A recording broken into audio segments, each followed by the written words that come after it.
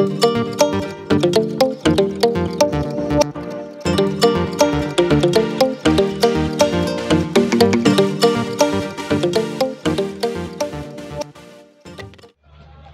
দর্শক বন্ধুরা, বিয়ন্ড স্পোর্টসে স্বাগত।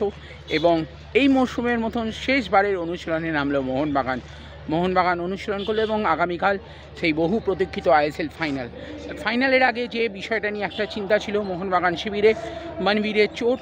আজকে কিন্তু পুরো সুস্থ অবস্থায় মনবীর অনুশীলন করলেন এবং বলে দেওয়াই যায় মনবীর কিন্তু খেলছেন, সম্পূর্ণরূপে চোট মুক্ত হয়ে খেলছে পুরো মোহনবাগান দল। শুধুমাত্র কাঠ সমস্যার কারণে থাকছেন না সাদিকো, তাছাড়া গোটা দল কিন্তু চনমনে এবং আইএসএল ফাইনাল জিততে মুখিয়ে আছে। যেমনটা কোচ বলেওছিলেন সেই সার্কেলটা কমপ্লিট করা আগামীকাল জিতেই কিন্তু সেই মুম্বাইয়ের কাছে ফাইনাল আইএসএল সিল্ড ফাইনাল 2020-21 মৌসুমের এবং আইএসএল ফাইনাল হারার বদলাটা কিন্তু তারা সম্পূর্ণ করতে চান, সেই সার্কেলটা সম্পূর্ণ করতে চান।